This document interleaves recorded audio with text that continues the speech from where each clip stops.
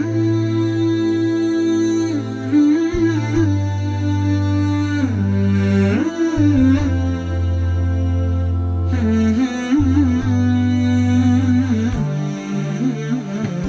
اللہ الرحمن الرحیم۔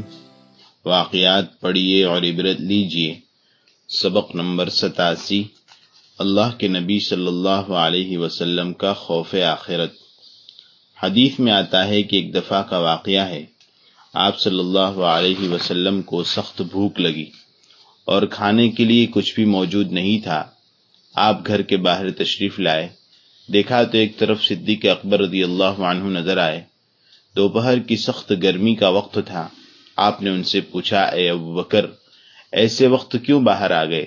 تو انہوں نے کہا کہ یا رسول اللہ، بھوک کی تکلیف نے باہر نکلنے پر مجبور کیا، اس لیے باہر نکل آیا۔ حضور صلی اللہ علیہ وسلم نے فرمایا کہ مجھے بھی بھوک نے ہی مجبور کیا، اس لیے میں بھی باہر نکل آیا ہوں۔ دونوں حضرات کچھ آگے بڑھے، عمر بن خطاب رضی اللہ عنہ نظر آئے۔ ان سے پوچھا کہ اس وقت باہر کیوں؟ تو ان کا بھی وہی عذر کہ بھوک کی تکلیف نے مجبور کیا۔ حضور صلی اللہ علیہ وسلم نے فرمایا کہ چلو ابو الہیثم کے باغ میں چلیں گے۔ یہ ایک صحابی تھے، ان کا مدینے کے اندر بڑا باغ تھا۔ حضور صلی اللہ علیہ وسلم وہاں تشریف لے گئے۔ اس وقت ابو الہیثم وہاں موجود نہیں تھے، ان کی بیوی موجود تھیں۔ انہوں نے حضور صلی اللہ علیہ وسلم کو دیکھا تو وہ خوش ہو گئی، چادر بچھائی، اس کے بعد کھانے کے لیے انگور وغیرہ لا کر رکھ دیا۔ حضور اور صحابہ نوش فرما رہے تھے، اتنے میں اب حضرت ابو الہیثم بھی آ گئے۔ آپ کو دیکھ کر بہت خوش ہوئے، ان کی تو عید ہو گئی۔ ان کے پاس ایک بکری موجود تھی، اس کو جلدی سے ذبح کیا اور اس کو بھونا۔ بیوی کو حکم دیا کہ روٹی پکاؤ۔ گرم گرم روٹیاں پکا دی گئی، سالن بھی تیار ہو گیا، لا کر حضور کے سامنے رکھ دیا۔ حضور نے بھی کھایا اور دوسرے صحابہ نے بھی کھایا۔ فراغت کے بعد حضور نے رونا شروع کر دیا۔ حضور صلی اللہ علیہ وسلم کو دیکھ کر سب کو رونا آ گیا اور ایک کوہرام سمجھ گیا، لیکن کسی کو کچھ نہیں پتا کہ کیوں رویا جا رہا ہے۔ اللہ کے نبی کے رونے کو دیکھ کر سب کو رونا آ گیا۔ ابوبکر رضی اللہ عنہ نے آپ سے پوچھا، یا نبی اللہ، آپ کیوں رو رہے ہیں؟ آپ نے فرمایا، ابوبکر، جو ابھی ہم نے کھانا کھایا ہے، قیامت کے میدان میں ان میں سے ایک ایک چیز کا ہمیں جواب دینا ہے، اس لیے رو رہا ہوں۔ ہمارا حال تو یہ ہے کہ صبح کھا رہے ہیں، شام کھا رہے ہیں، 3 وقت کھا رہے ہیں، اس کے علاوہ بھی کبھی لسی، کبھی چائے۔ اس کے باوجود ہمارے دلوں میں اللہ کا کوئی خوف نہیں ہے۔ جب اللہ کے نبی رو رو کر یہ آخری جملہ ادا کر رہے تھے تو سب کے دل میں عجیب کیفیت طاری ہو گئی۔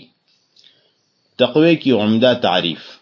حضرت مرشدی مولانا ابرار الحق صاحب رحمۃ اللہ علیہ ایک مرتبہ بنگلور تشریف لائے اور جامعہ مسیح العلوم بیدواڑی میں حضرت والا کی مجلس عصر کے بعد ہوا کرتی تھی۔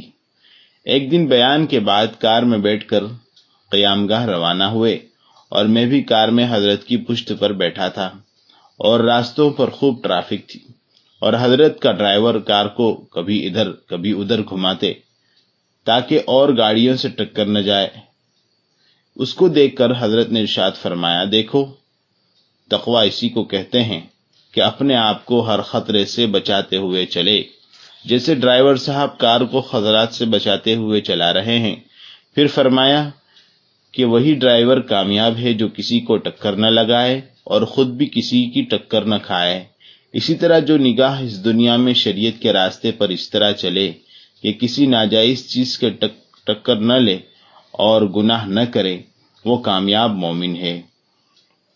بھائیو، یہ بڑی عمدہ مثال ہے، اس کو ذہن میں بٹھا لو اور سمجھو کہ جس نے اپنی نگاہوں کی حفاظت کر لی وہ کامیاب ہے۔